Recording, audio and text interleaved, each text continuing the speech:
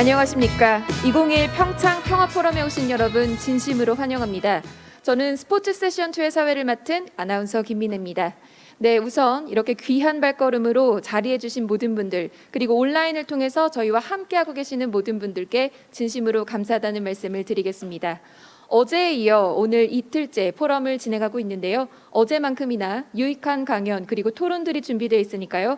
여러분 많은 참여 부탁드리도록 하겠습니다.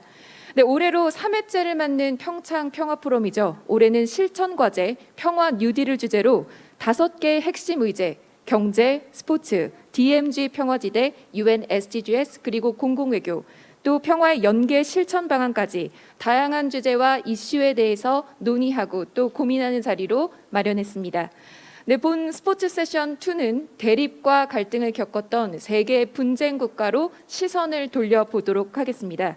스포츠 교류를 통해서 어떻게 갈등을 해소하고 또 평화를 증진시켰는지, 독일과 아일랜드, 우크라이나 등의 외국 사례를 살펴보고 더 나아가서 한반도의 바람직한 남북 스포츠 교류에 나아갈 방향까지 모색하는 그런 귀한 자리로 진행하도록 하겠습니다. 네, 그럼 이번 세션의 사회를 맡아주실 사단법인 남북체육교류협회 이사장이신 김경성 이사장님을 소개해드리겠습니다. 김경성 이사장님은 강원도 평화협력관으로서 스포츠를 통한 남북 화합에 이바지하고 계십니다. 네, 그럼 김경성 이사장님 진행을 부탁드리겠습니다. 네, 안녕하십니까. 방금 소개받은 김경성입니다.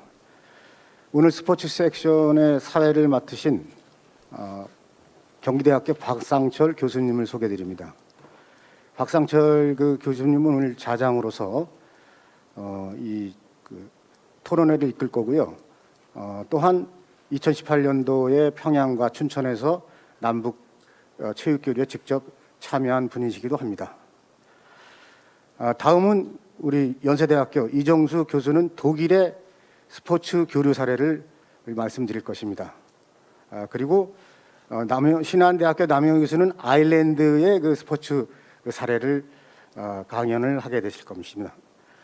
그리고 오늘 이 코로나로 인해서 참석하지 못했던 우크라이나의 마고메드 막디브 전 체육청소년부 장관이 영상으로 우크라이나 사례를 소개해 드릴 것입니다. 또한 아일랜드의 베이비드 미셸은 더블린 트리니터 대학 교수가 또한 아일랜드 분쟁 사례를 영상으로 소개를 해 드릴 것입니다. 오늘 토론에 참가하시는 분은 우크라이나의 전 이양구 대사가 참석을 했고 통일부의 자문 변호사로 활동하고 계시는 조영준 변호사, 그리고 숭실대학교의 조문수 교수, 그리고 경향신문의 김진호 국장이 참석을 했습니다.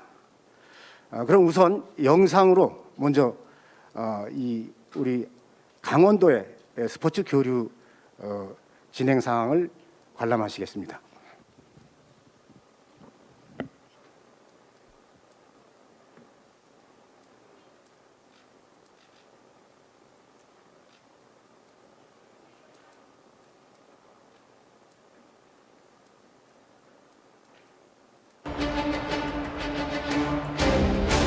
(2018년) 평창 동계올림픽을 기억하십니까? 남과 북이 하나 되어 맞잡은 손.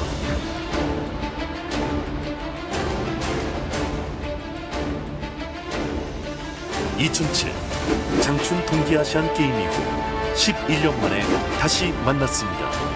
그토록 소망했던 하나된 열정, 하나된 코리아. 평창 동계올림픽이 일궈낸 성과는 놀라웠습니다. 불가능하리라 생각했던 만남이 이루어지고 같은 곳을 향해 함께 응원했습니다. 그리고 한반도에 찾아온 나비 효과.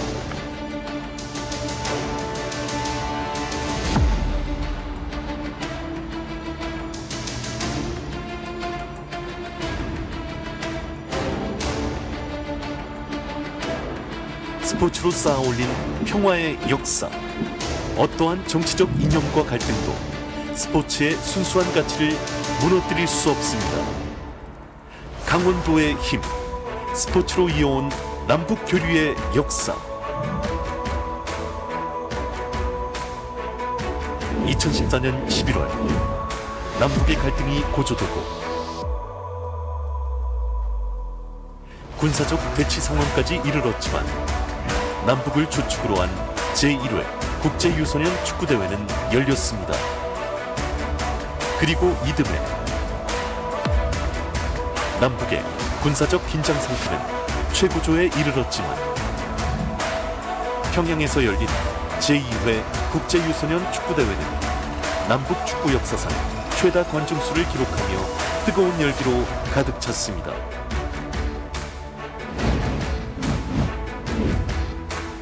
남북 관계가 최악으로 치달을 당시 중국에서 열린 제3회 국제유소년 축구대회. 이곳에서 최문순 지사는 북한의 평창 동계올림픽 참가를 공식 요청하였고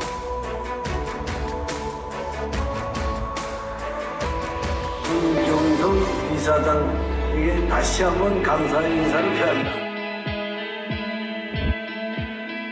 Olympic Winter Games Pyeongchang 2018. 기적은 이루어졌습니다. 그리고 2018년 제4회 국제유소년 축구대회.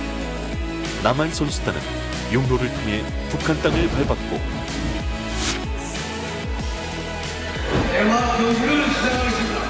서울 평양 동시 생중계라는 역사를 다시 쓰며 남북의 긴장 상태를 완화하는 역할을 했습니다.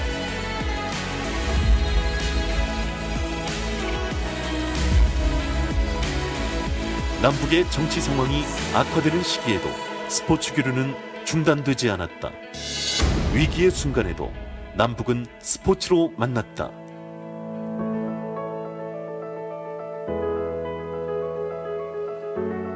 평창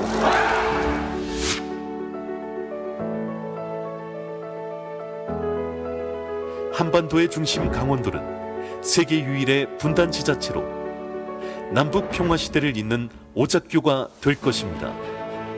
지난 2008년 평양에서 이루어진 뉴욕 필하모닉 오케스트라 공연.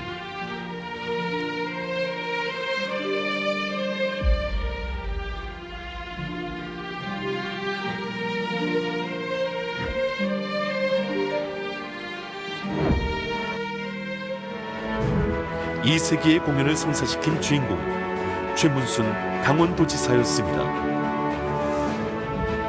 문화예술로 이어지는 평화시대, 이제 강원도가 중심이 됩니다.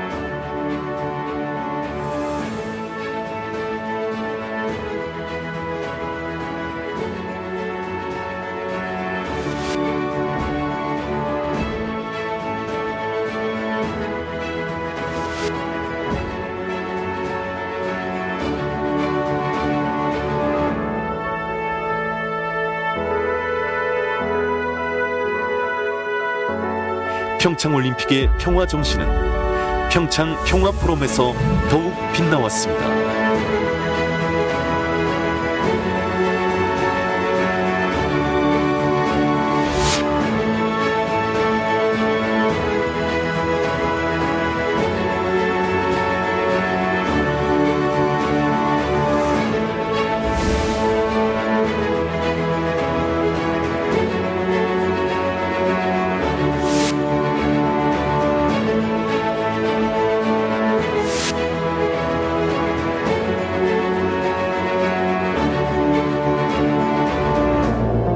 강원도의 힘, 남북 평화시대의 시작점, 평창.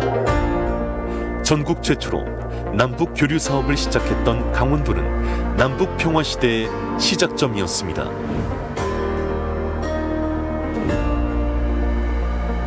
남과 북, 갈등과 반목의 시대마다 평화를 잇는 역할을 해온 강원도. 정치적 상황과 군사적 긴장 상황과는 무관하게 추진된다는 원칙을 갖고 이러한 행사를 준비했습니다. 한반도 평화를 넘어 국제 평화 시대를 연 계기가 된 2018 평창 동계올림픽. 과거를 징검다리 삼아 이제는 미래를 약속합니다. 아시아 최초 2024 동계 청소년 올림픽 유치에 성공한 강원도. 평창 동계 청소년 올림픽은 평화의 스포츠 축제가 될 것입니다. 선수들은 남강원도와 북강원도를 오갈 것이고 육지의 길로, 하늘의 길로, 바다의 길로 교류하며 새롭게 남북이 가야 할 길을 몸소 보여줄 것입니다.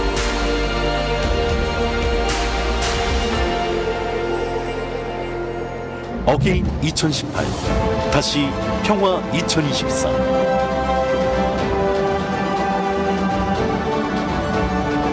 강원도는 남북 소통의 길을 그동안 꾸준히 닦아왔습니다. 6년 전 그 뜨거웠던 화합의 무대는 영원히 기억돼야 합니다. 감동을 넘어선 평화의 메시지, 그 기억의 시작을 바로 지금 여기 평창 평화포럼에서 시작합니다.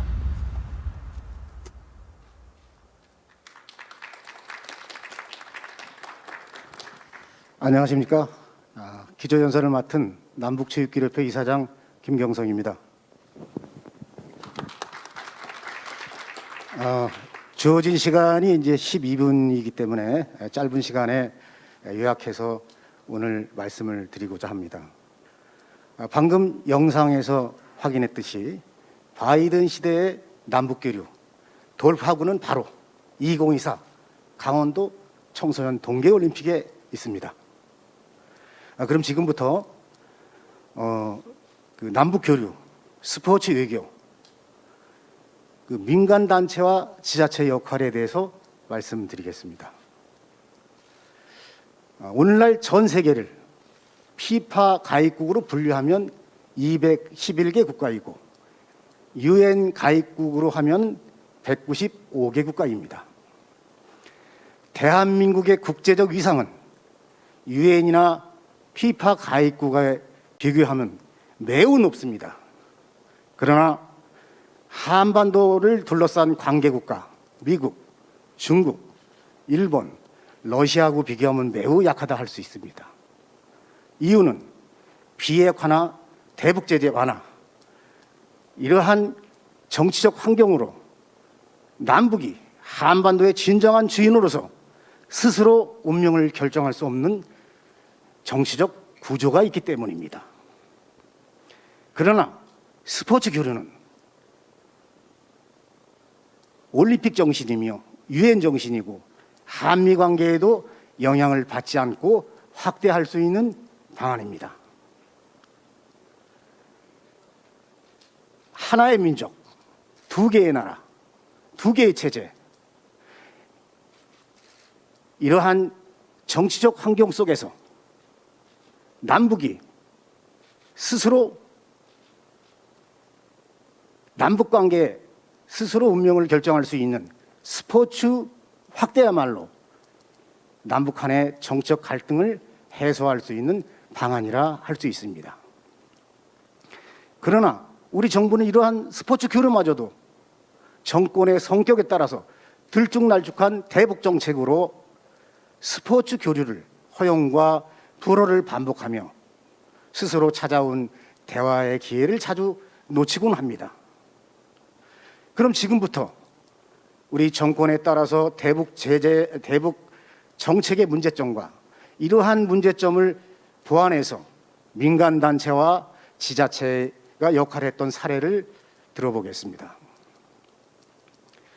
남북체육협회는 2006년도 5월 달에 남북 역사에서 최초로 평양에서 정규 교류 계약서인 남북체육교류 계약서를 체결했습니다. 그리고 정부의 승인을 받아서 22번의 남북 교류를 정착시켰습니다. 2006년에서 2008년까지는 3년 동안 매년 2번씩 남한의 유소년, 청소년 축구팀이 평양을 방문하였고, 같은 기간 동안에 북한의 사요 축구단의 축구팀은 4번을 남한에 방남하여 10번을 남북이 왕래하며 스포츠 교류를 정착시켰습니다.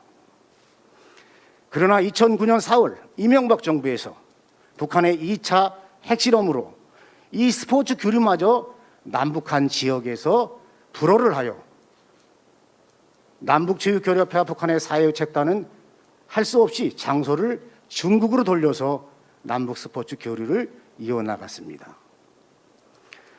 이명박 정부의 대북 압박 정책은 북한의 변화를 이끌어내지도 못했을 뿐만 아니라 대북 압박 정책으로 북한의 변화를 끌어낼 수 없는 정책이라는 것을 우리한테 확인시켜준 사항입니다.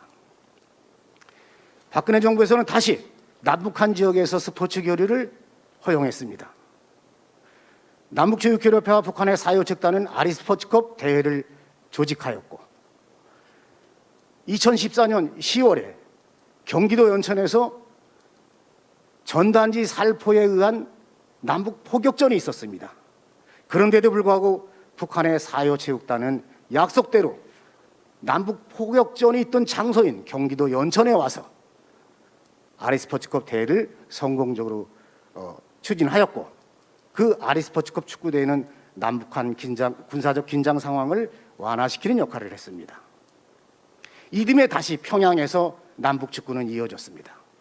2015년 8월 우리 적경지에서 목함질의 사건에 의해 우리 부사관은 중상을 입었습니다. 또한 대북 확성기 문제로 남북 포격전으로 일촉즉발의 전쟁 위기 상황이었습니다. 그러나 남북체육교류협회와 강원도, 경기도 지자체들이 합심하여 평양에서 아리스포츠컵 대회를 성공적으로 이끌어냈고, 그 아리스포츠컵 대회는 그러한 군사적 충돌 상황에서도 남북 군사적 대화와 이상고적 상봉 행사로 이어져 나갔습니다. 이렇게 군사적 충돌 상황에서도 정착된 아리스포츠컵 축구대회가 2016년 1월 북한의 4차 핵실험으로 박근혜 정부는 개성공단 중단과 함께 모든 교류를 중단시켰습니다. 그러나 남북체육교류협회와 강원도는 포기하지 않았습니다. 지속적으로 추진한 결과 2017년 12월 중국 쿤밍에서 아리스포츠컵 대회가 이어졌습니다. 그 당시 2018년 평창 동계올림픽의 개최지 주인인 최문순 지사는 북한 관계자에게 평창 동계올림픽에 응원단, 선수단, 고위급 파견을 요청했고, 북한은 받아들여서 2018년 평창 동계올림픽은 세계적 평화의 유산을 낳게 됐습니다. 강원도의 평창 동계올림픽은 2018년 문재인 정부의 남북관계에 봄을 가져왔습니다. 그때 문재인 정부가 추진했던 4월에 서울 공연단은 평양에서 공연을 하였습니다. 북한은 가을에 공연단을 서울에 오기로 약속을 했습니다. 4.27 판문점 선언으로 이어졌고, 그리고 7월 달에는 통일부 장관을 단장으로 한 통일농구가 평양에서 성공적으로 남북 농구 교류를 추진했습니다. 그러나 문제는 여기 있었습니다.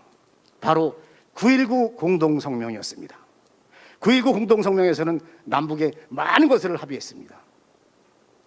그러나 9.19 공동성명이 잉크도 마르기 전에 우리 정부는 한미옥킹그룹에 어쩔 수 없이 사인을 했습니다. 여기에 북한 정부는 반발해서 다시 남북관계는 되돌릴 수 없는 악화의 길로 걸었습니다.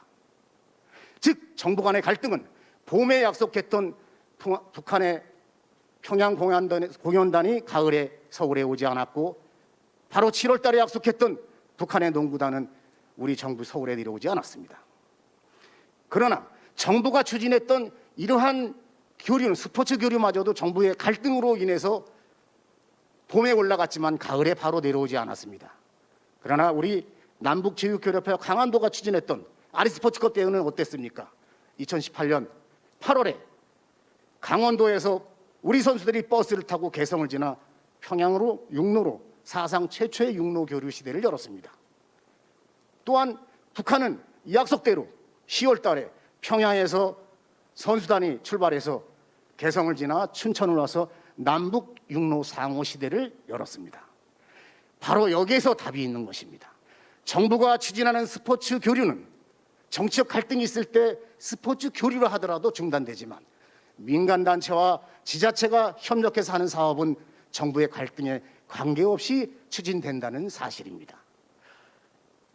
여기에서 우리의 2024 강원도 청소년 동계올림픽은 얼마나 우리한테 주어진 절호의 기회라는 걸 여러분들이 알 것입니다. 2018의 평화적 유산은 2024 강원도 청소년 동계올림픽에서 지켜지고 확대해야 되는 것입니다. 남북체육협회와 강원도는 2024 강원도 청소년 동계올림픽 지원위원회를 준비했습니다. 이 지원위원회야말로 남북관계를 개선할 수 있는 절호의 기회입니다. 이 지원회가 할 역할은 2천만 달러를 만들어서 올림픽 조직위에 기부를 하고 그 돈을 다시 우리 지원회가 올림픽 사업으로 받아서 세계 청소년 50개 국가의 취약국가를 초청해서 남강원도 평창에서 일주일 훈련 지원을 하고 북강원도 마식령에서 일주일 훈련 지원한다면 세계 50개 국가의 선수들은 평창에서 마식령 버스를 타고 땅길을 열게 될 것이고 양양에서 갈마까지 비행기를 타고 가는 하늘길을 열게 될 것이고 그리고 속초에서 원산까지 가는 바닷길을 열게 될 것입니다. 이것은 올림픽 사업이기 때문에 대북 제재를 극복할 수 있는 유일한 방안이기도 합니다. 이것은 또한 2024 남강원도와 북강원도의 공동 개최를 가능케 하는 사업입니다. 2032년 정부가 약속했던 올림픽 공동 개최는 어디서부터 시작되는 것이냐? 바로 2024 강원도 청소년 올림픽 지원위원회에서 시작된다는 것입니다. 이것은 강원도만의 일이 아닙니다.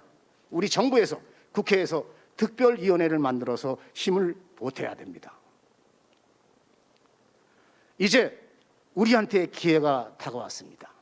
정부에서 하지 못한 일을 지금까지도 민간단체와 지자체가 문을 열었습니다. 또다시 남북관계는 평창 동계올림픽 이전 수준으로 돌아갔습니다. 이제 2024 강원도 청소년 동계올림픽 지원위원회가 그 역할을 대신할 것입니다. 오늘 그 해법을 찾아드리길 바라겠습니다. 감사합니다. 자, 안녕하십니까. 오늘 그 사회를 본 박상철입니다. 우리 기조발제 한 분이 약간 사회자가 할 멘트를 먼저 해버려가지고 중복돼서 뭐 긴 말은 말씀 안 드리겠습니다만은 그래도 오늘 의미가 굉장히 있기 때문에 제가 짤막하게 말씀을 드리면 그 이전에 이제 코로나 이 사태 마스크를 쓰고 사선을 뚫고 여기까지 와주신 여러분 정말 용기 있고 감사합니다. 뭐 대한민국 뭐 세계 최고의 청정 지역이라 할 수 있는 알펜시아에서 이런 멋진 매우 중요한 포럼을 열게 된 걸 또 제가 또 사회를 보게 된 것에 대해서는 너무 영광입니다. 그리고 정말 이 자리를 실질적으로 또 공식적으로 책임지고 있는 우리 최문순 강원도 지사님께서 바쁘신데 여기 나와 계십니다. 우리 박수로 한번 감사하다는 말씀을 드립시다.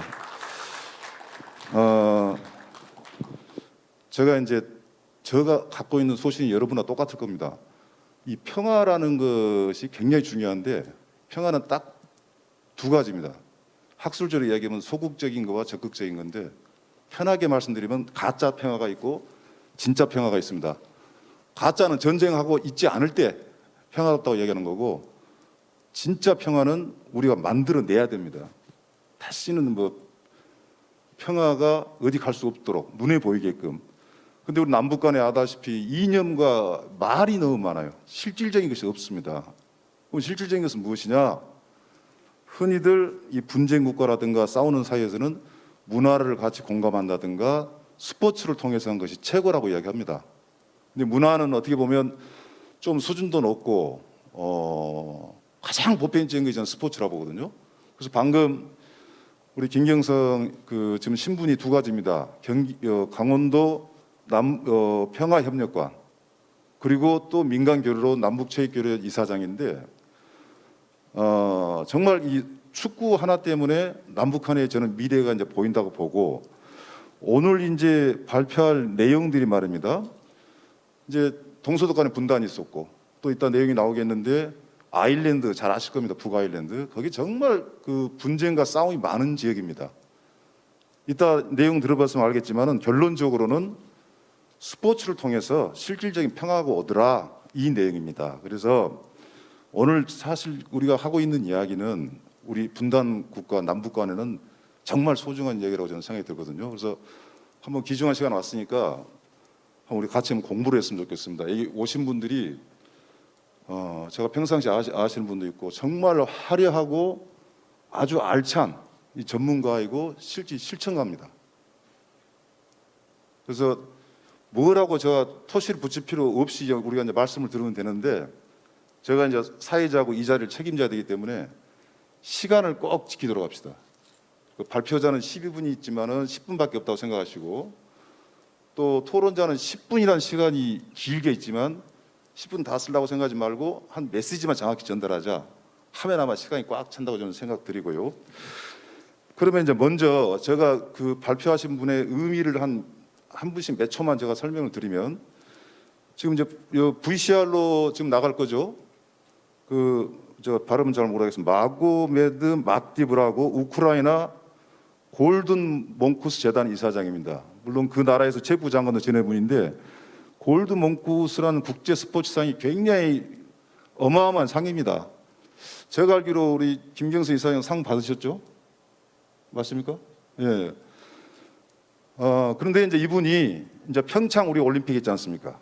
여기도 국제 스포츠 상을 만들자, 평화상을 만들자라는 발표를 5분 동안 이제 VCR로 할 겁니다. 제가 볼 때는 여러분도 저도 잘 경청해야 되겠지만 최문순 지사님께서 특별하게 경청을 하셨으면 감사하겠습니다. 자, VCR. Hello and greetings to you all.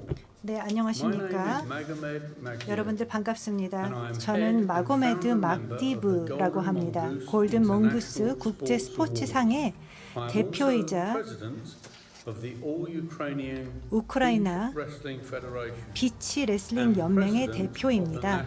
또한 우크라이나 국가 레슬링 연맹의 대표이기도 합니다.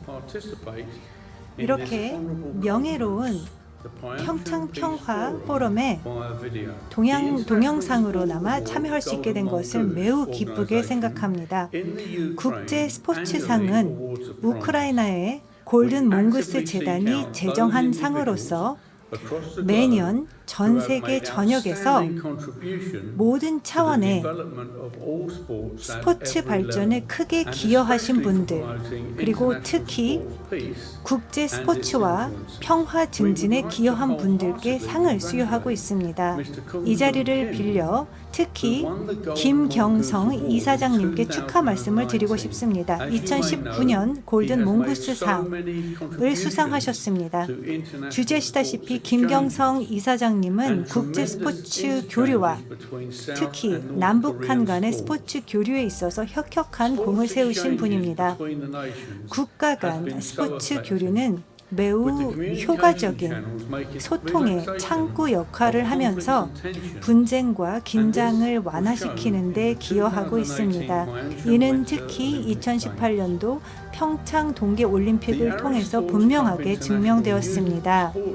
아리스포츠컵 국제 유소년 축구 대회는 강원도와 남북체육교류협회가 적극적으로 추진하고 있는 대회로서 응원단 참가나 북한 팀과의 협력면에 있어서 그리고 특히 2018 평창 동계올림픽 때 중요한 역할을 수행한 바 있습니다. 물론 핵실험과 ICBM 대륙간 탄도미사일 시험 발사가 2017년도에 있었습니다만 많은 성과를 달성하였습니다. 그리고 특히 최문순 강원도 지사님의 노력을 치하하며 국제평화 도모를 위해서 2018년 평창 동계올림픽에서 보여주신 노력 그리고 공로를 높이 평가하는 바입니다. 최문순 도지사님과 강원도민 분들께 진심으로 축하드리고 싶습니다. 2024 강원 동계 청소년 올림픽 대회 유치 성공을 축하드립니다. 강원도가 2020년 1월 이후 개최하게 될 첫 주요 국제 행사이기도 합니다. 강원도가 2024 청소년 동계 올림픽을 including 남북 공동 teams from 행사로 South 개최할 수 Gen 있기를 바랍니다. Pyeongchang 즉 남측의 and 강원 North 평창과 Gen 또 Wonsan. 북측의 강원 원산팀이 We 함께 할 수 really 있기를 appreciate 진심으로 your 바랍니다. efforts to try your best 참석자 여러분들 모두가 국제 평창 평화 포럼에서 평화를 달성하기 위해 최선의 노력을 다하시는 모습을 진심으로 응원합니다. 몽구스 재단의 대표로서 국제 스포츠 평화상을 2018년 평창 동계 올림픽에 수여하는 것을 제안하는 바이며 2021 평창 평화 포럼이 성공적으로 개최되기를 바랍니다. 국제 스포츠 평화상은 매년 개인들과 단체들을 대상으로 국제 스포츠 평화 증진에 세운 공로를 인정하여 우크라이나에서 수여하고 있으며 동계올림픽의 시작의 상징뿐만 아니라 2024 강원도 청소년 동계올림픽 성공을 위한 촉매가 되기를 바랍니다. 다시 한번 개인적인 차원에서 보여주시고 있는 여러분들의 헌신에 감사드리며 남북한 스포츠 교류 발전을 위해 애쓰시고 있는 모든 분들께 진심으로 감사드립니다. 자, 여러분 크게 박수 치고요. 이제 2024년 청소년 우리 동계올림픽이 또 열리지 않습니까? 그것까지 말씀드리면서 굉장히 우리한테는 많은 과제를 준 것 같습니다. 근데 지금 제가 지금 여기 실시간으로 지금 의견이 이제 들어오는 게 있는데요. 다음에 이제 발표는 우리 이정수 교수님께서 동서독 간에 어떤 스포츠가 결국 인적 기류로 가가지고 어떤 좋은 결론이 오더라라는 사례를 동서독 간에 사례를 이제 말씀해 주시고요. 실시간으로 이제 좀 질문이 들어오고 있네요. 그러면 이따 우리 남 교수님까지 발표가 끝난 다음에 제가 미리 좀 말씀드릴게요. 우리 김경성 이사장께서는 방금 전에 발제하신 누굽니까? 막디브 골든 몽구스 상에 대해서 짤막하게 말해주고 스포츠의 역사가 언제부터입니까? 라는 질문이 있어요. 그건 한 2분에 걸쳐서 설명해 주기로 하고, 자, 그러면 우리 연세대학교의 이종수 교수님께서 스포츠를 통한 평화 증진 과거 동서독 사례 발표하겠습니다. 여러분 크게 박수 부탁합니다.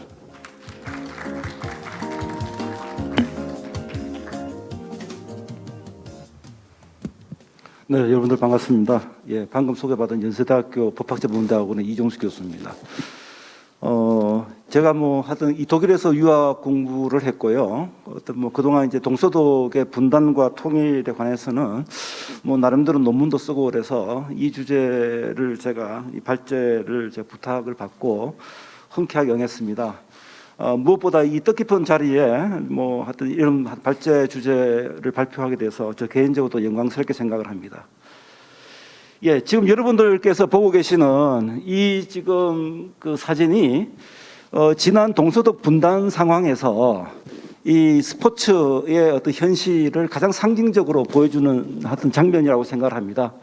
지금 이 동독과 서독의 양 국가대표 유니폼인데요.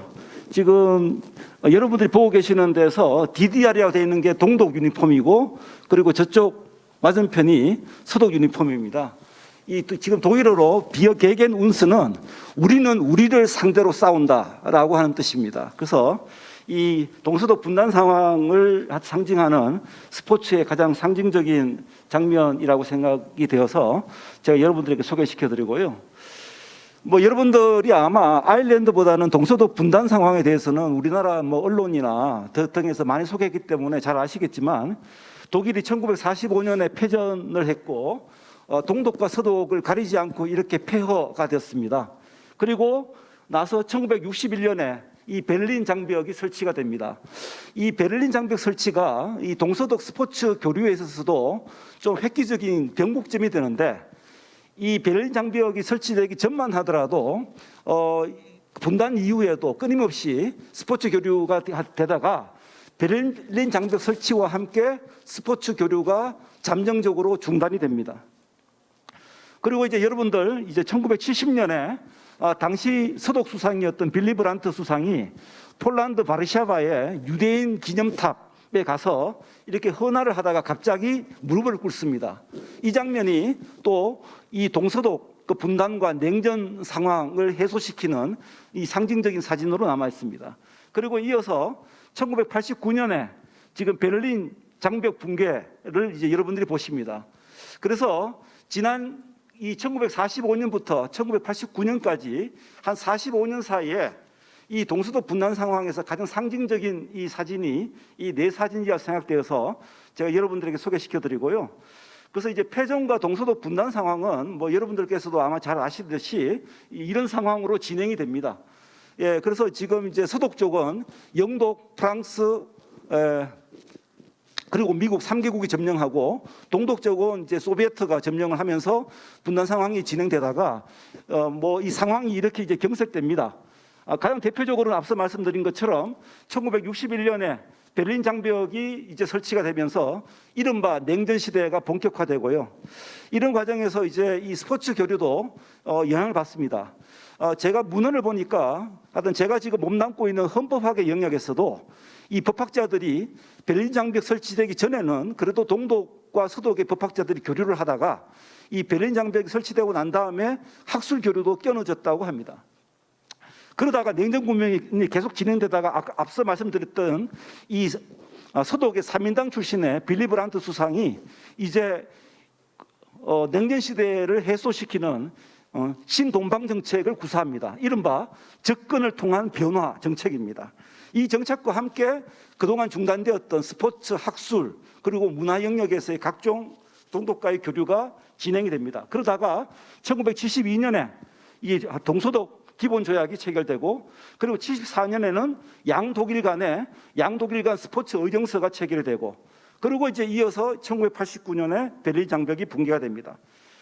스포츠 교류와 관련된 상세한 내용들은 이렇습니다. 그래서 아마 학자들이 동서독 간의 스포츠의 어떤 분단사에서 스포츠 교류를 이렇게 세 단계로 구별을 합니다. 시대 구별을 하는데 초창기 그리고 냉전 시대의 휴지기 그리고 나서 소위 이제 발전기 이렇게 됩니다. 그래서 이 분단 이후에 스포츠 교류 현황이 지금 여러분들 보시는 이 지금 화면에 나오는데 지금 시간 제한상으로 제가 뭐 상세하게 다 설명드리기는 어려울 것 같고요.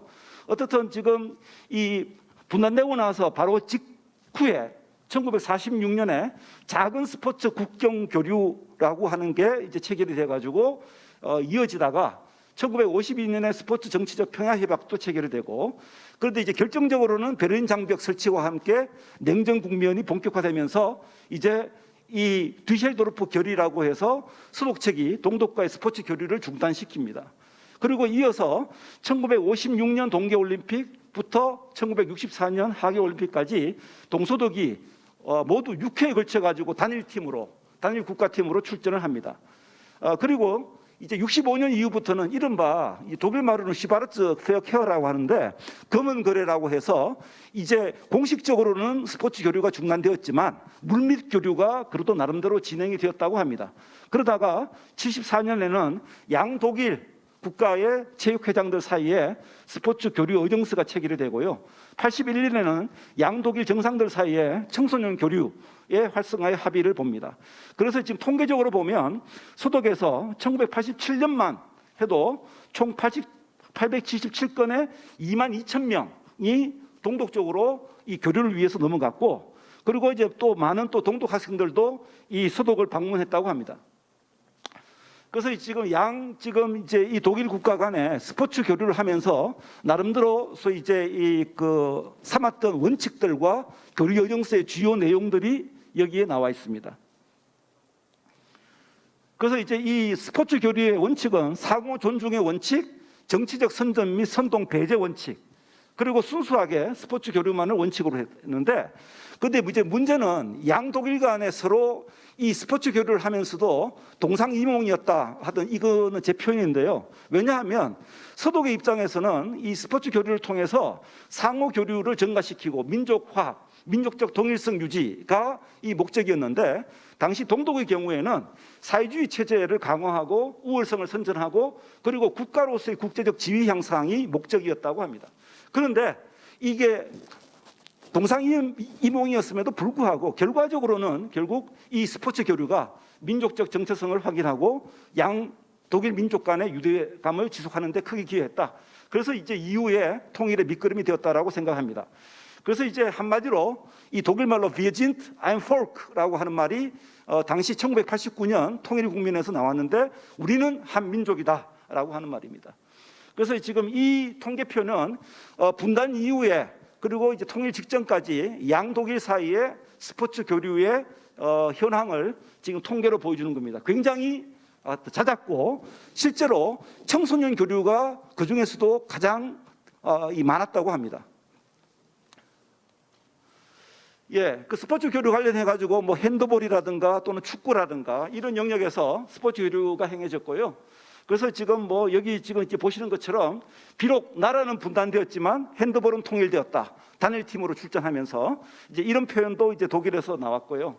그래서 이제 그 뭐 단독으로도 출전하다가 또는 합체수도 출전하다가 그리고 뭐 가장 인상적인 장면이 1978년에 당시 소련에서 개최된 세계 핸드볼 선수권 대회에서 서독이 우승했는데 이 서독 팀이 우승하고 난 다음에 동독 팀의 주장과 선수들이 와가지고 축하한다고 뭐 인사를 건네고 이런 장면들이 있었다고 합니다. 축구도 마찬가지입니다. 축구도 1974년 서독 월드컵이 있었고 그다음에 90년에 또 이제 독일 팀이 우승을 했는데 마찬가지로 이 비어 게겐 운스 우리는 우리를 상대로 싸우지만 또 우리는 한민족이다라고 하는 게 이 축구를 통해서도 확인됩니다. 지금 동독 축구 대표팀과 서독 축구 대표팀이 지금 한 뭐 공식적으로는 뭐 여러 차례 만났지만 월드컵과 유럽컵에서 만났는데 흥미로운 사실이 서독 팀이 다쳤어요. 특히 1990년 이 월드컵 때에는 같은 조 예선에서 같이 붙었는데 서독 팀이 동독 팀의 조 예선에서는 졌지만 본선에 올라가가지고 결국 이 서독 팀이 우승을 합니다. 베켄바우어 감독일 때요. 예, 1977년에 동독에서 벌어졌던 뭐 전국체전 같은 건데 지금 저기 이제 이 카드 섹션에 문구가 우리의 조국 독일 민주공화국이여 영원하라. 예, 지금 뭐 우리 이 북한 쪽에서도 이런 카드 섹션을 보는데 동독도 77년도에는 이런 장면들이 있었더라고요. 예, 그래서 이 양독일 사이에 스포츠 교류가 행해지면서 올림픽 같은 경우는 단일 팀으로도 출전을 하고 그리고 또 이제 별개 팀으로도 출전을 하면서 이 올림픽 역사에서는 이런 역사가 하여튼 진행이 됐습니다. 그래서 이제 뭐 단일 팀으로 출전할 때 소위 이제 이 국기를 오륜기로 양독일을 상징하는 국기로 대체하고 다음에 국가도 베토벤의 9번 교향곡 합창교향곡에 소위 이제 여러분들 아시는 환희의 송가로 양 국가의 소위 국가를 대체하고 이런 경우가 있었고 실제로 이 동독 선수들은 스스로를 그리고 또 뭐 정부에서도 여러분들은 유니폼을 입은 외교관이다. 그래서 당시 동독의 입장에서는 스포츠를 통해 가지고 소위 국제사회에서 단일 국가로서의 어떤 정체성을 확인받는 게 굉장히 중요했다고 합니다. 그래서 이 스포츠 교류가 동독의 입장에서도 굉장히 나름대로 중요한 역할을 했다 이렇게 확인할 수 있고요. 예. 그리고 이제 결국 이제 마지막에 앞서 소위 이제 동서독 냉전 국면에서 소위 이제 이 냉전 상황을 타개했던 빌리 브란트 수상이 당시 했던 유명한 문구가 이겁니다. 평화가 전부는 아니다. 그러나 모든 것이 평화가 없이는 아무것도 아니다. 이 명언을 했고 이 명언이 지금도 뭐 독일뿐만 아니라 다른 나라에서도 이 평화의 중요성, 특히 분단 국가에서 평화의 중요성이 강조되고 있고 이 평화가 지금 오늘 우리가 다루고 있는 주제처럼 지금 우리가 이제 뭐 정치적인 교류가 불가하다면 스포츠라든가 또는 다른 문화 교류를 통해서도 이 끊어진 민족 간의 소위 이제 동질성과 정체성을 확인하는 작업들이 굉장히 중요하다 이렇게 생각을 합니다. 예, 경청해 주셔서 감사합니다. 네, 고맙습니다. 참 지당한 말씀하신 것 같아요. 우리가 북한하고 중국하고 축구를 차면 누구 응원하겠습니까? 아마 여러분 보수 진보 없이 북한 응원할 겁니다. 아마 우리가 미국하고 축구 시합하면 북한 사람들 분명히 우리를 응원하거든요. 이제 그런 말씀입니다. 그래서 동서독 간의 사례를 봤듯이 정말 남북 간의 스포츠 교류가 뭐든 뭐 거창한 평화든 뭐든 우리의 어떤 그 안전과 이런 것을 보장하기 때문에 오늘 정말 중요한 그 섹션 같고요. 이제 참 우리가 별로 연구를 좀 저도 참 생소한 부분입니다만은 그 아일랜드가 이렇게 분쟁 지역이었다는 걸 여러분들이 좀 많이 아실 거예요. 굉장히 다일적인 사람들이고 이 부분을 이제 두 분이 이제 발표를 해줄 겁니다. 하나는 이제 영상 VCR로 한 5분 정도 데이비드 미첼 더블린 그 트리니티 대학 교수입니다. 그분께서 정말 그 이 북아일랜드가 스포츠를 통해서 어떤 좋은 결과가 왔는가를 보여주고 그 이어서 우리 남영호 교수님께서 이제 같은 아일랜드 사례를 또 10분에 걸쳐서 아마 상세히 설명하니까 우리가 이번 기회에 스포츠가 북아일랜드에서 어떤 역할을 했는가를 한번 공부하는 시간을 가져봅시다. 자, 박수로 VCR 맞이합시다.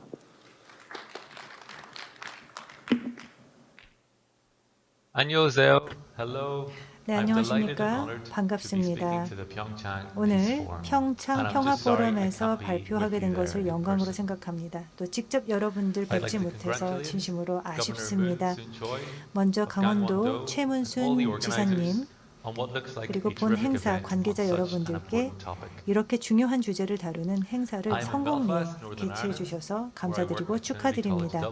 저는 북아일랜드 벨파스트 출신이고 더블린 트리니티 대학의 교수입니다. 제 주요 연구 주제 중 하나가 스포츠와 평화와의 관계입니다. 올림픽 운동이라 하면 항상 평화나 갈등 해결의 가치와 연관되어 있는 것으로 생각되어 왔지만 스포츠가 사실 종종 적개심과 또 갈등을 조장하는 것처럼 보여왔다는 것도 잘 알고 있습니다. 오늘 저는 북아일랜드 평화 프로세스에서의 스포츠 역할에 대해서 간략하게 말씀드리겠습니다. 북아일랜드는 전 세계적으로 가장 성공적인 평화 프로세스 중 하나로 여겨지지만 여전히 많은 문제가 존재하고 여전히 분열된 사회입니다. 북아일랜드에는 주로 두 개파로 나눠지는데 친영파이자 주로 개신교인 연합주의자들, 또 친아일랜드파이며 주로 로마 카톨릭 교도인 민족주의자들로 구성됩니다. 1960년대부터 후반부터 1990년대 후반까지 격렬한 충돌이 발생되었는데 이를 대갈등의 시기라고 부르고 있습니다.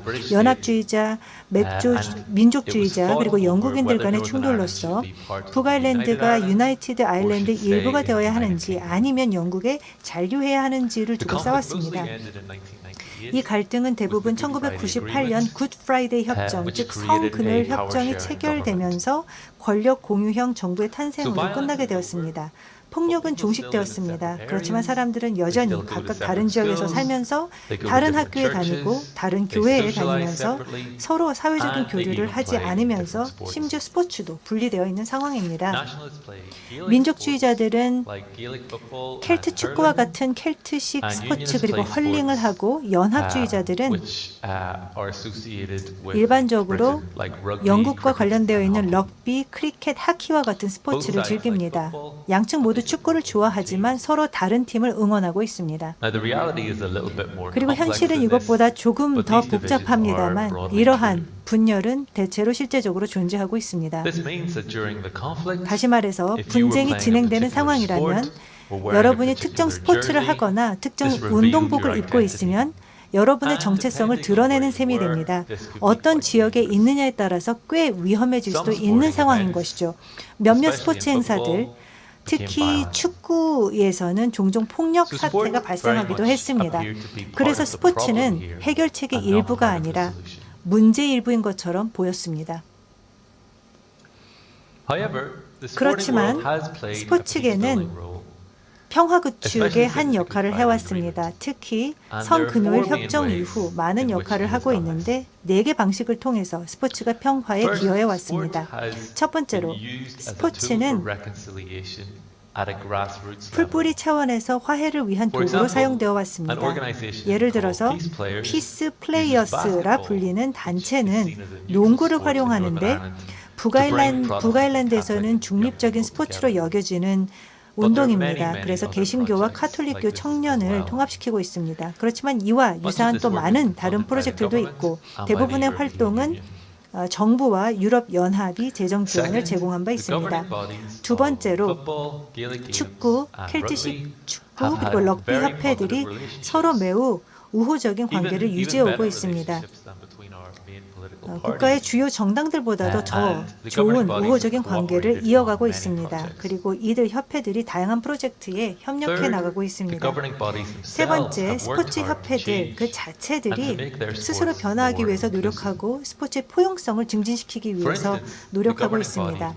예를 들어서 켈트식 축구를 관장하는 단체인 켈트 운동연합 GAA는 과거 회원에게 군인이나 경찰관이 되는 것을 금지했었는데 성금요일 협정이 이루어진 이후에 이루어진 경찰 개혁에 따라서 이를 폐지하기도 하였습니다. 아일랜드 축구협회는 또 대대적인 캠페인을 벌여서 스포츠 경기에서의 종파주의를 없애고 모든 다양한 배경을 가진 사람들이 북아일랜드 축구팀을 지지하도록 장려한 바 있습니다. 이 캠페인은 또 많은 성공을 거두었습니다. 넷째, 스포츠는 때때로 변화 그 자체를 상징하기도 합니다. 연합주의, 민족주의자 그리고 정치 지도자들은 상대편과 관련된 시합에 참석하기도 합니다. GAA 켈트운동연합은 엘리자베스 2세 여왕을 2011년 더블린 경기장에서 환영하였고 이것은 화해의 주요한 제스처이기도 했습니다. 또한 일부 북아일랜드 출신의 스포츠 스타, 즉 골퍼 로리 맥켈로이나 권투 선수 칼 프램튼은 개신교와 카톨릭 신자들 사이에서 모두 인기가 있습니다. 어느 정도는 분쟁 후에 서로 공유하는 정체성을 상징하게 되었습니다. 그래서 스포츠는 북아일랜드의 평화를 가져오지는 않았지만 정치적인 변화를 이끌어내는데 긍정적인 역할을 했습니다. 스포츠는 엘리트 차원에서 일어나는 상황들과 일반 사람들을 연결시켜줍니다. 또 이는 정치적인 변화를 촉진시키고 사람들에게 더 많은 의미를 부여하는 데 기여할 수 있습니다. 그렇지만 스포츠 단독의 힘으로만은 부족합니다. 북아일랜드는 스포츠가 현재 정치적인 문제가 지속되는 상황에서 이룰 수 있는 것에 대한 한계점을 보여주었습니다. 개신교와 천주교 신자들이 분리된 학교에 다니는 한, 그리고 국가 상징과 문화에 대한 정치적인 논쟁이 있는 한, 사람들을 하나로 연대시키기 위한 스포츠의 노력은 고전을 면치 못할 것입니다. 평화 프로세스가 정치인들만의 문제가 될 수는 없습니다. 사회 모든 부문이 해야 할 역할이 있으며 스포츠가 기여할 수 있는 부분은 분명 많습니다. 제 발표를 경청해 주셔서 감사드리고 또 회의의 건승을 기원하는 바입니다. 감사합니다. 네, 좀 들어보니까 동시통역기도 갖고 계시죠? 이제 북아일랜드는 진짜 우리보다 더 복잡하네요. 뭐 종교적으로도 그렇고 세대 간에 그렇고 정치적으로 복잡한 것을 스포츠로 옆으로 가고 있다는 건데 그에 비하면 우리 남북한은 좀 간단하거든요. 그래서 모르겠습니다. 이따 토론 끝에 좋은 해법이 나오리라 믿고요. 그럼 아일랜드 사례를 우리 남영호 신한대 교수님께서 좀 더 소상하게 설명을 드리겠습니다. 여러분 좀 기운 내서 크게 한 박수 드립시다.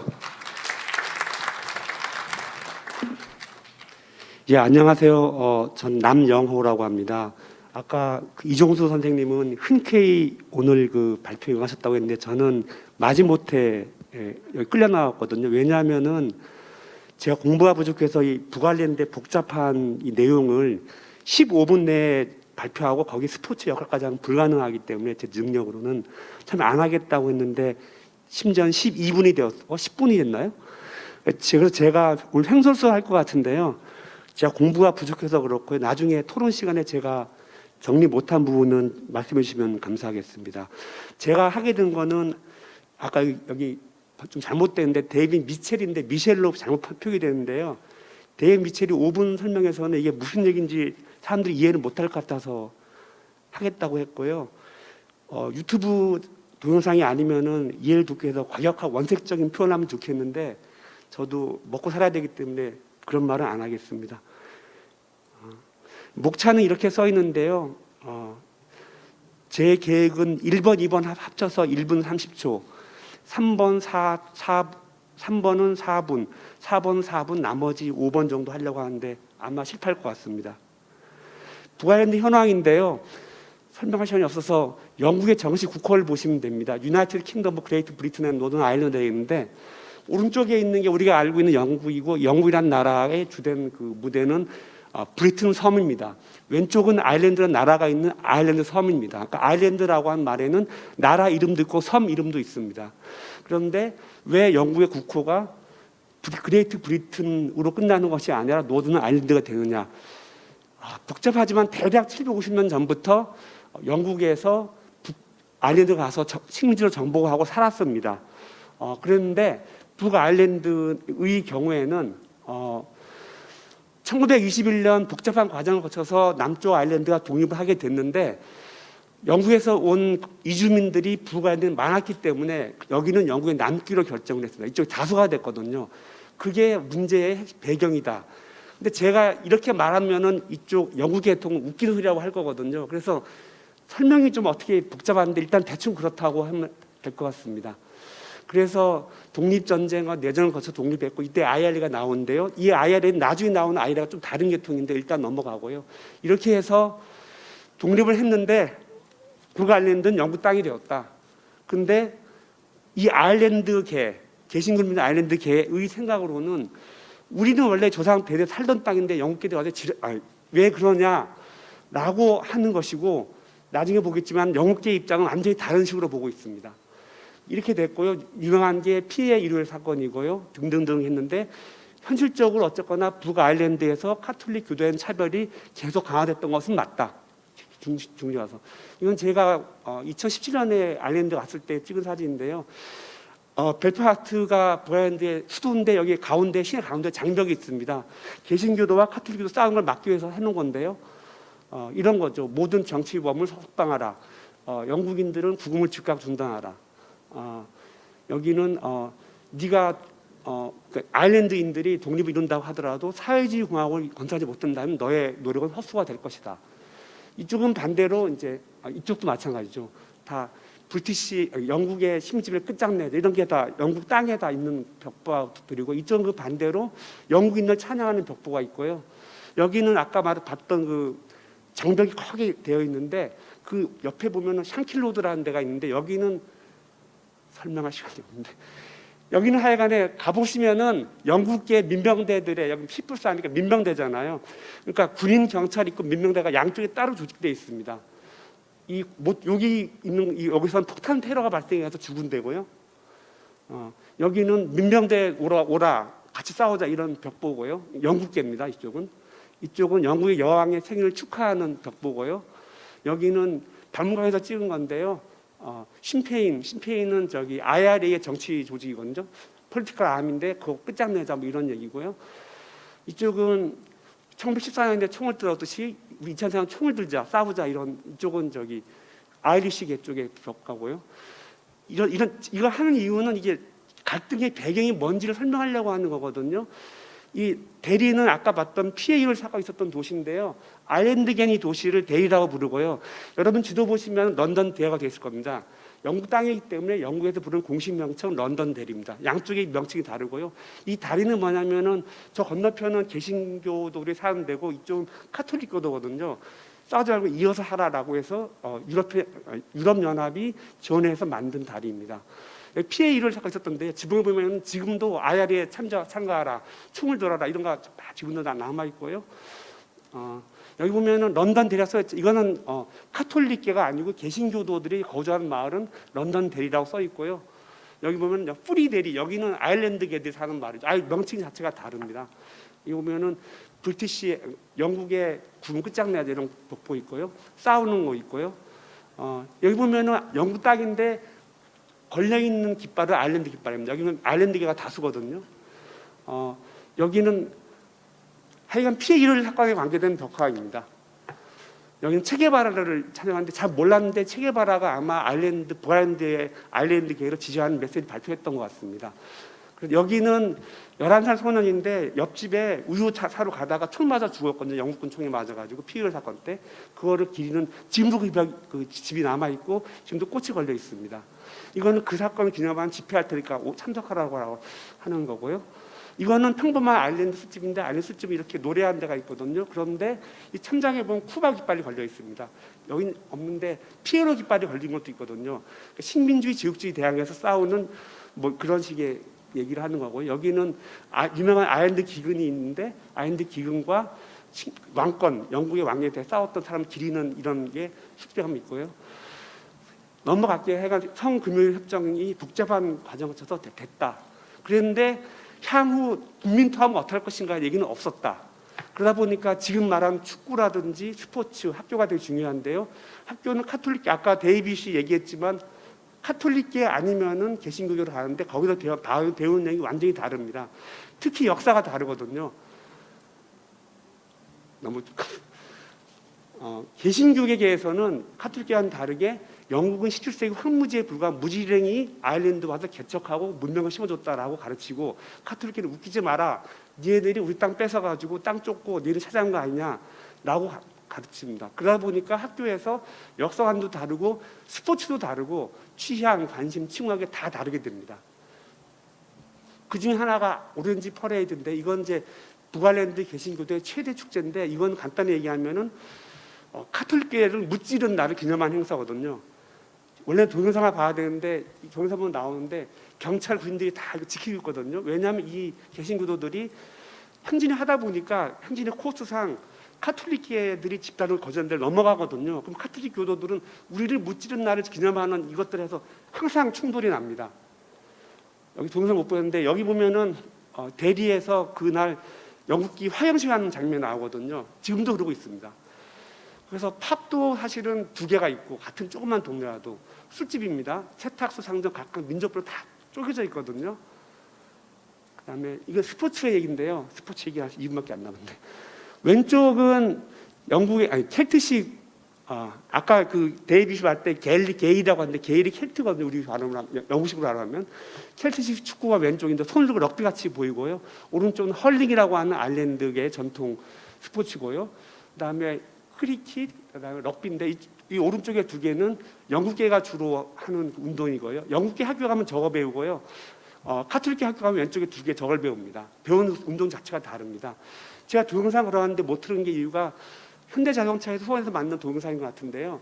아일랜드인에게 헐링이라는 스포츠가 무엇을 의미하는가 설명하거든요. 간단히 얘기하면 우리 할아버지 때부터 네가 아일랜드인이라면은 헐링과 아일랜드 말은 가장 중요하다. 네가 인간이라면 그거 해야 된다. 이렇게 하는 건데, 이거 단순 스포츠가 여가의 문제가 아니라 정체성이 굉장히 중요한 부분이라는 얘기고요. 그래서 스포츠를 어느 계통에 따라 즐기는 게 다른데, 아까 데이빗이 얘기했지만 축구는 공통으로 즐기는 스포츠인데 클럽이 다릅니다. 그래서 벨파스트 시에 개신교도들이 주로 응원하는 축구 클럽이 림필드 클럽이고요. 카톨릭계는 클리프트슨 빌인데, 원래는 홈앤 어웨이 경기를 해야 되는데 30년 동안 우리 위험하다, 저가 운동 못하겠다 그래서 그런 걸 못했습니다. 그 다음에 대리의 경우, 아까 봤던 피해를 찾고 있던 대리의 경우에는 안전하지 못하다, 우리 그래가지고 아예 탈퇴해버리고 아일랜드 공화국, 그러니까 영국 땅이지만 거기에서 소속이 돼서 활동을 했습니다. 그래서 스포츠가 이 시기에는 갈등을 조장하고 분열된 정체성을 강화하는 역할을 수행했습니다. 스포츠가 할 수 있는 역할 쪽인데, 일단 같은 팀이 돼서 뛰어보고 또는 같은 팀이 아니라고 하더라도 응원하는 과정에서 정체성이, 새로운 정체성을 추구할 수 있다는 얘기고, 아까 나왔던 GAA는 켈트 운동연합 이렇게 번역할 수 있을 것 같은데 시간이 1분만 더 허락해 주세요. 예. 그래서 아까 봤지만 아까 데이빗이 설명하게 했는데 굉장히 역사 오래된 단체인데요. 이 단체는 만들어질 때부터 분명한 정치적 목적을 가지고 우리 아일랜드 민족주의를 유한다라고 내걸었거든요. 그래서 회원이 지금 현재 50만 명쯤 되는데, 이 회원인 군인들과 경찰관들은 회원들한테 너는 영국 군인, 영국 경찰 아예 되지 말라고 금지했거든요. 되면 다 자르는 거죠. 그랬다가 이제 아까 말했던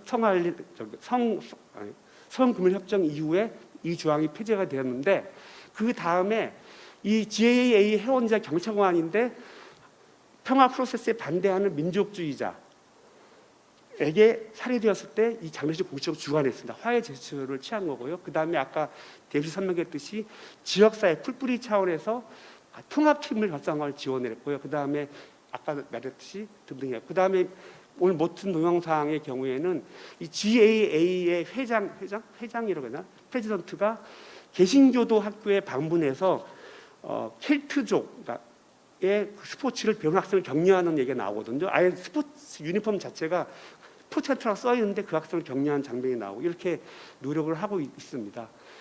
여러 가지 아까 다 얘기 넘어갈게요 그냥.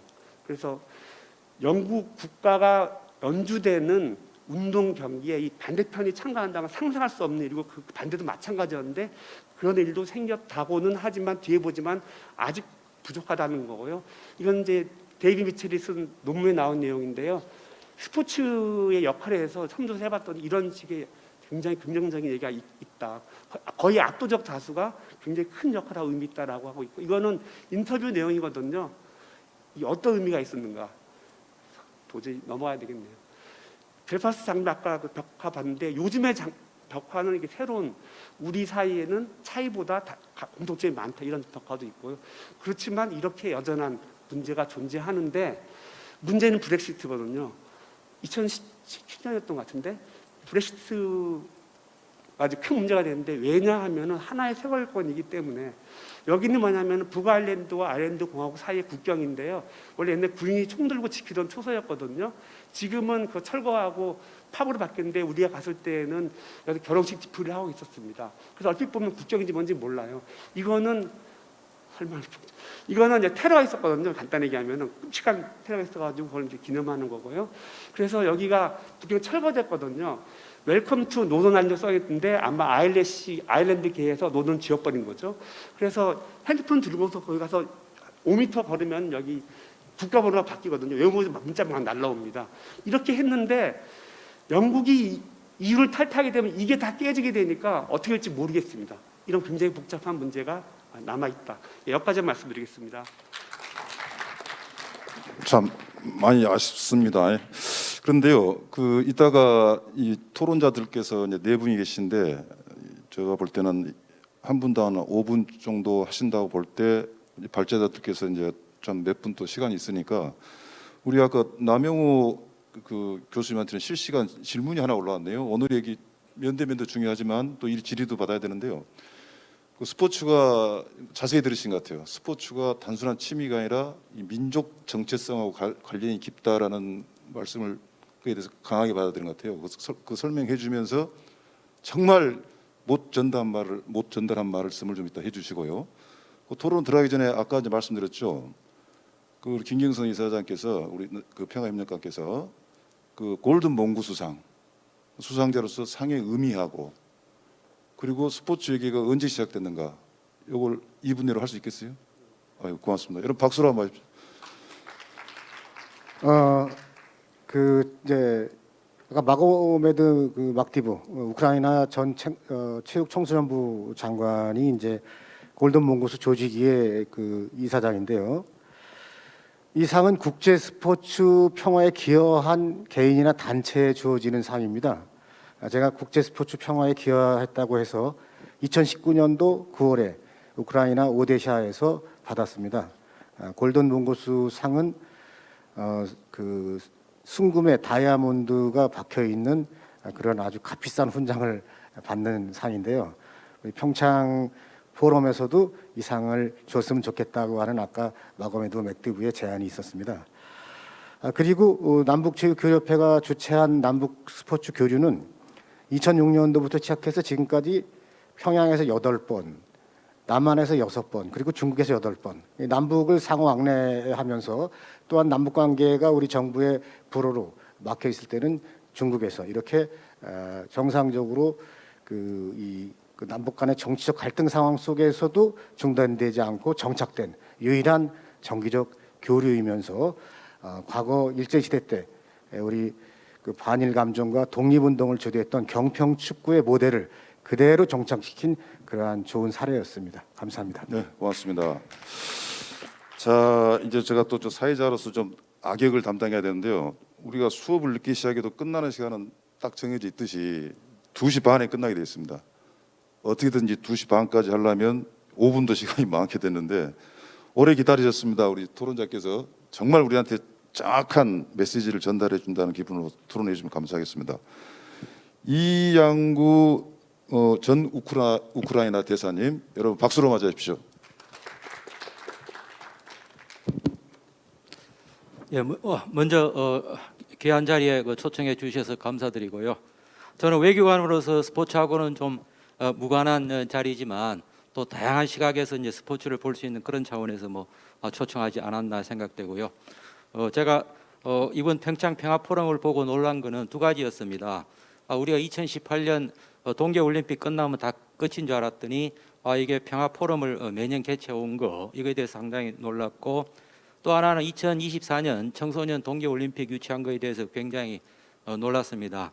평화는 그 프로세스입니다. 그래서 이 평창 평화 포럼을 이렇게 전략적인 마인드를 가지고 추진하고 있는 지사님하고 관계자 여러분들한테 대단히 감사드립니다.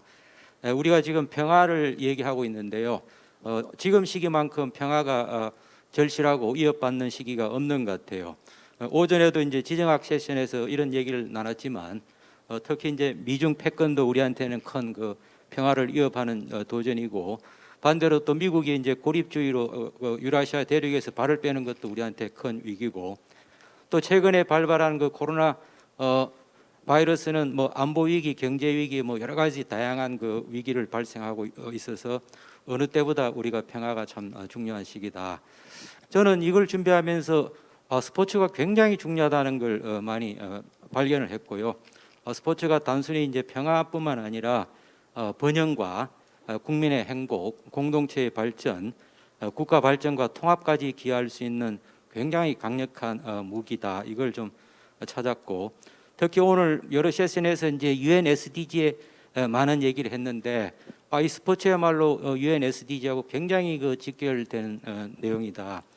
그 SDG는 5가지 P로 요약이 되는데, 첫 번째가 이제 피스, 그 다음에 프로스페리티, 플래닛, 그 다음에 그 피플, 파트너십인데 이 스포츠야말로 그 SDG의 5P 정신을 실현할 수 있는 굉장히 좋은 툴이 되겠다 생각이 되고요.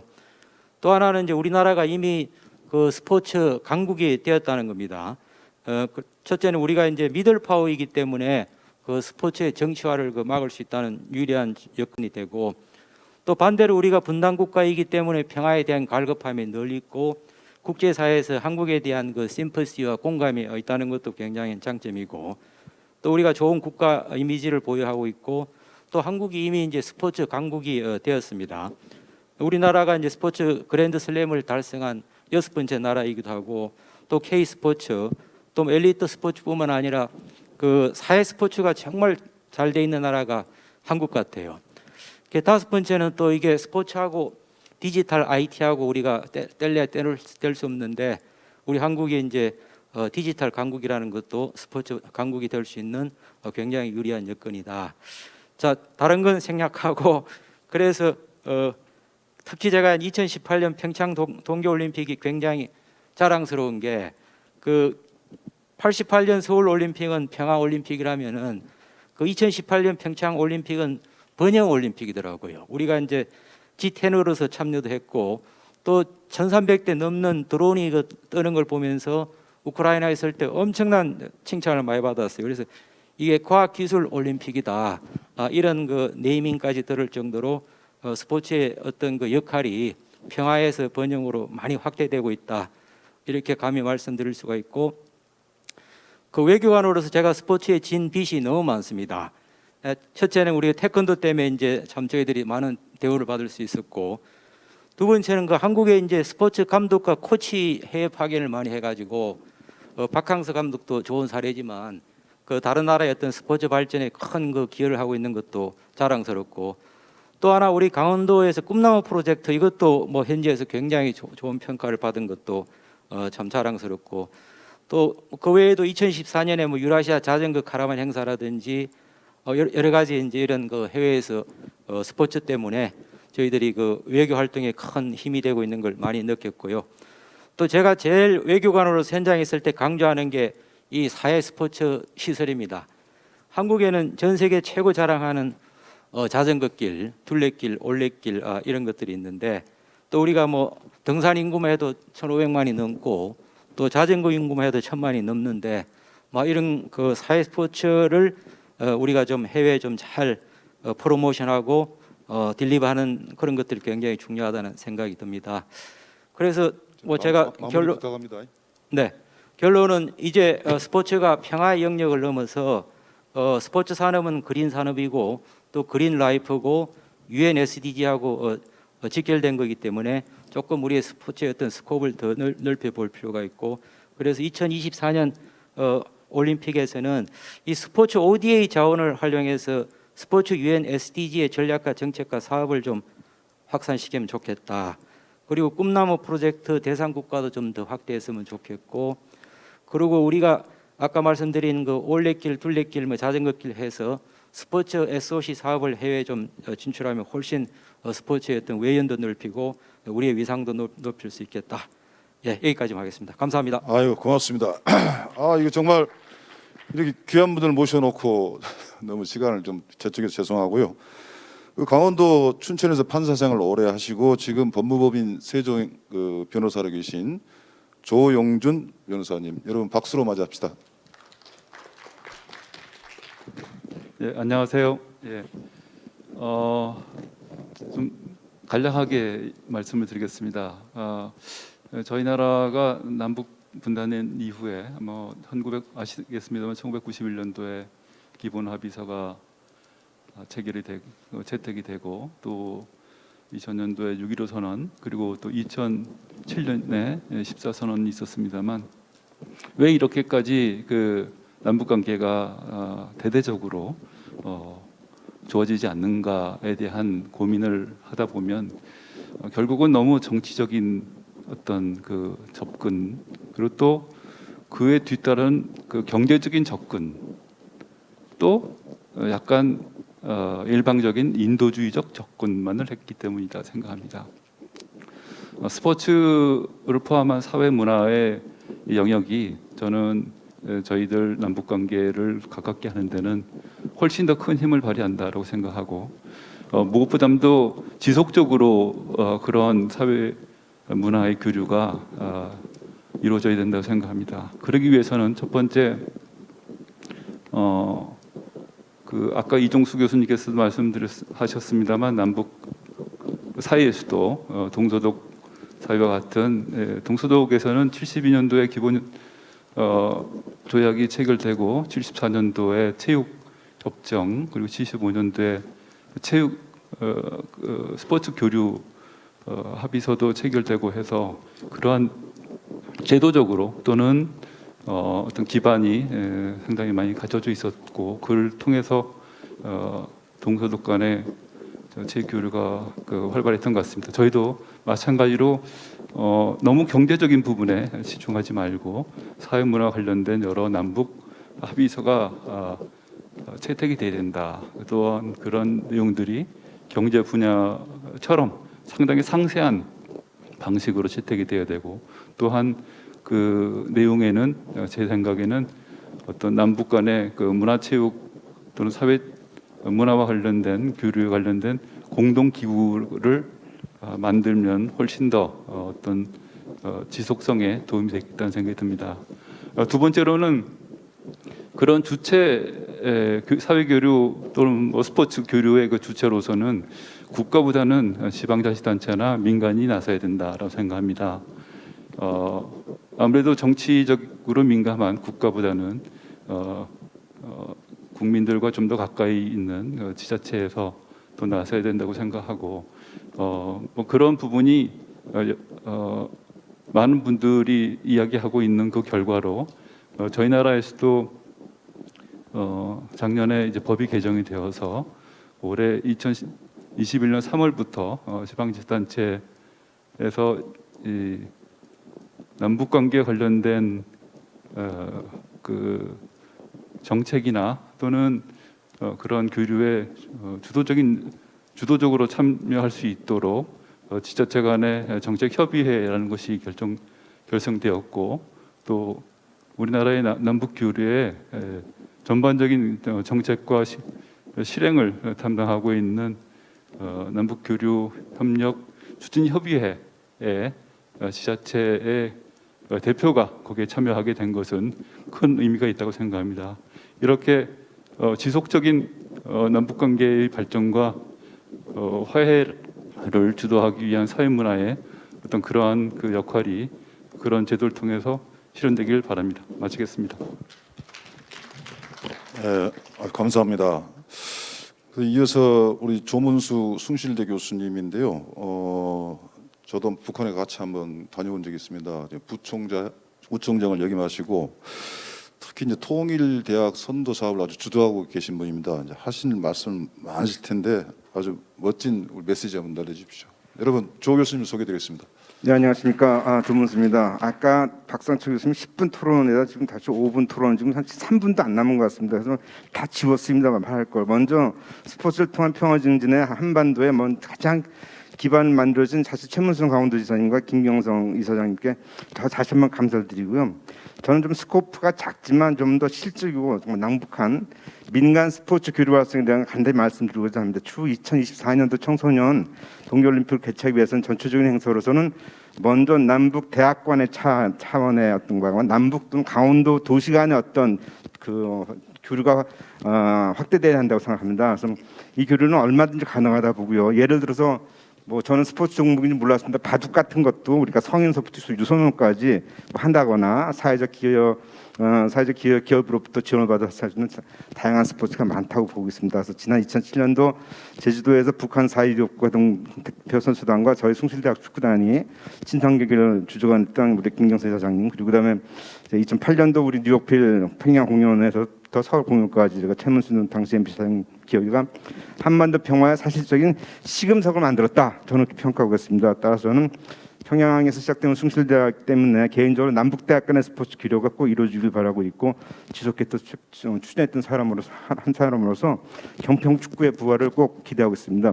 그래서 두 가지 강원도 이 평창 포럼에 두 가지 제안하고 싶은데요. 그러니까 세계적인 스포츠 올림픽 또 2024 청송 올림픽과 더불어 우리나라 축구 역사의 시작점인 경평 축구 부활. 그게 힘들면은 아예 강원도 평안도에 강평 축구를 하든지 이래가지고 뭔가 민간교류 차원의 어떤 축구 교류가 있었으면 좋겠다 이렇게 생각하고요. 아까 막디브 우크라이나 전 장관과 여러 가지 교류가 저도 이제 중간에 많이 교류를 했습니다만 골든 몽구상 중년입니다만 우리가 강원도에 썼던 세계적인 어떤 스포츠 평화상 또는 스포츠 노벨상 이런 것 좀 멋있게 좀 해가지고 그런 것도 우리가 하나의 프로모션이 필요하지 않을까 이런 생각 개인적으로 합니다. 제가 더 길면은 아마 김진호 국장님 말씀 못할 것 같아서 이거 끊겠습니다. 감사합니다. 고맙습니다. 하실 말씀도 많고 말씀을 참 잘하신데 정말 속사포같이 시간 그냥 지켜줘서 너무 고맙고요. 지금 방금 말씀드렸던 김진호 지금 경향신문 기자님이십니다. 물론 저도 같이 북한에 다녀왔습니다만 저는 저렇게 글 잘 쓰신 분 처음 봤거든요. 저는 말씀도 아주 잘하시리라 봅니다. 우리 김진호 기자님을 소개드리겠습니다. 박수로 맞아주십시오. 이렇게 발표 시간을 절약해서 줄 줄 알았으면 어제 좀 이 산책도 하고 등산도 할 걸 잘못했다는 후회를 하고 있습니다. 예, VCR로 또 현장에서 발표하신 내용들을 잘 들었고요, 많이 배웠습니다.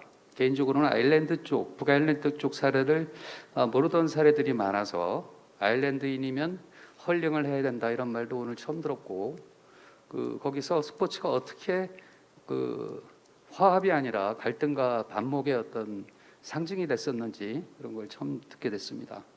그래서 그런 아일랜드와 독일 사례를 보면서도 저는 저런 생각이 좀 들었습니다. 헨리 키신저가 언젠가 그런 얘기를 했어요. 남북한 문제처럼 풀기 쉬운 문제가 그것도 못 풀면은 외교를 하는 게 무슨 필요가 있냐. 쉬운 문제다. 어디에 비해서 중동이나 북아일랜드 같은 데에 비하면 상당히 쉬운 문제라고 얘기는 했는데, 그렇지만 이 북아일랜드나 독일하고 다른 우리의 과거는 또 다릅니다. 불과 3,500명이 죽었던 북아일랜드 분쟁과 또 양독 간의 전쟁이 없었던 그 동적 상잔이 없었던 독일과 달리 우리는 300만 명이 이상의 한국 전쟁에서 사망하지 않았습니까? 그런 면에서 우리가 더 힘든 부분이 분명히 있는 것이고, 그래서 그렇지만 북아일랜드가 풀어가는 과정에서 우리와 다른 점은 여기는 분쟁이 끝난 다음에 포스트 컨플릭트 쉐어링 과정에서 아이덴티티를, 그러니까 정체성을 공유하는 과정에서 나온 프로그램이었다. 그게 우리랑 좀 다른 부분, 우리는 아직도 대치하고 있지 않습니까? 그리고 이걸 주도한 주체가 역시 권력을 쉐어링하는, 나누고 있는 공동정부가 정체성을 공유하기 위해서 나온 프로그램이었다. 이런 점에서 우리랑 좀 다른 점이 있고, 근본적으로. 그렇지만 추진 과정에서 새로운 어떤 함의를 주는 내용들이 좀 있었던 것 같습니다. 아까 데이비드 미첼 선생님이 발표하신 거를 보면은 처음에 피스 플레이어라는 풀뿌리 단체가 아주 그 중립적인 스포츠인 농구를 가지고 양 진영의, 그러니까 가톨릭 쪽과 신교도 쪽의 청년들을, 청소년들 끌어들였다는 점이 재미있었고, 그 다음에 그것이 확대되는 과정에서 유럽연합이 재원을 제공을 했고, 그리고 양쪽 스포츠 기구들이 먼저 협의를 했고, 그것이 확대되면서 나중에 그 정부, 공동 정부가 또 적극적으로 나섰던, 이 역순으로 아래서부터 위로 올라갔던 이 순서가 우리가 남북 스포츠 교류를 할 때 참고할 수 있는 어떤 대목이 아닌가 하는 생각이 들었고요. 그래서 발표를 하신 남영호 선생님한테 질문을 하나 드리자면은, 이러한 북아일랜드에서 정체성을 공유하는 노력의 하나로 해오고 있는 스포츠 교류가 남북 교류에서는 어떻게, 남북 교류에는 어떤 함의를 줄 수 있는지, 그런 질문을 드리고 싶고요. 독일의 사례는 구체적으로 오늘 저도 많이 배웠습니다마는, 일단 베를린 장벽이 붕괴되기 25년 전인 1974년에 이미 동서독이 스포츠 의정서를 체결했다는 점에서 우리보다 상당히 앞섰구나. 우리는 말만, 기회가 있을 때 말은 상당히 요란하게 온갖 걸 다 할 것처럼, 문화, 체육, 모르는 거 다 할 것처럼, 또 기회만 되면은 우리는 하나다, 우리는 한민족 얘기를 하지만 결과적으로 만들어 놓은 거는 없었을 뿐만 아니라 뭔가 교류를 위한 어떤 설계도도 없었구나, 이런 자괴감이 좀 들었습니다. 그래서 이러한 여기 양독 간의 어떤 교류 스포츠 의정서 중에 그 내용 중에 양측 체육 단체로부터 위탁받은 대표자들이 대회 관련 계획을 세우고 또 실행도 하는 이런 것이 상당히 부러웠습니다. 그래서 이종수 교수님에게는 우리가 늦었지만 지금이라도 남북 스포츠 교류의 어떤 그 설계도를 만든다면은 독일의 사례가 어떻게 활용될 수 있을지 말씀을 해주시면 감사하겠습니다. 예, 이상입니다. 예, 그러니까 정확하게 2시 반 약속까지 해서 다 발표는 했습니다. 그런데 우리가 좀 마무리를 위해서 5분만 시간을 좀 쓰겠는데 양해해 주십시오. 저 발표해 주신 그 남영효 교수님, 이정수 교수님께서 참 2분 내로 충분히 활용하셔가지고 한 말씀 좀 마무리해 주시고, 그리고 마지막으로 우리 기조 발제해 주신 김경선 이사장께서 1분 정도 멘트를 해서 그렇게 해서 마무리 한번 해보겠습니다. 자, 예. 예, 좋은 질문 감사드리고요. 지금 이제 동서독 분단과 우리 지금 남북한 분단 상황이 아까 지금 적절하게 지적을 하셨는데 좀 다릅니다. 예를 들어서 우리는 삼국시대 이래로 단일 국가로 있다가 이제 분단 국가가 되는 경우고, 독일은 지금 이 통일 이후에 독일의 공식 명칭이 독일 연방공화국입니다. 그러니까 독일은 연방제가 줄곧 진행되어 오다가 1945년에 패전에 따른 분단이 연방의 일부 국가들이 동쪽으로 넘어간 거예요.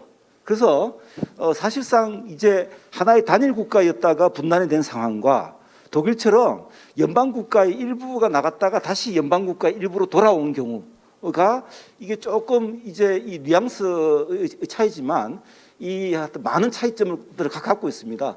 어떻든 지금 이제 말씀하신 그 이제 독일에서 빌리 브란트의 신동방 정책에 따른 접근을 통한 변화 정책이 있고 난 다음에 양독일 사이에 체육회장들 사이에 스포츠 교류 의정서가 체결이 되거든요. 그러니까 뭐 이런 것들은 우리도 지금 뭐 예를 들어서 정치적이라든가 어떤 경제적 차원을 배제시키고 어떻든 양 체육회장 사이에 충분히 저는 뭐 가능할 수 있는 조건이라고 생각을 하는데 이 부분은 뭐 지금 김 기자님의 말씀처럼 대단히 아쉬운 부분이 있고요. 그래서 저는 나름대로 이 부분에 관련된 부분은 충분히 우리 양 그 소위 이제 이 남한과 북한 사이에 나름 지금이라도 충분히 가능할 수 있는 조건이라 생각합니다. 예.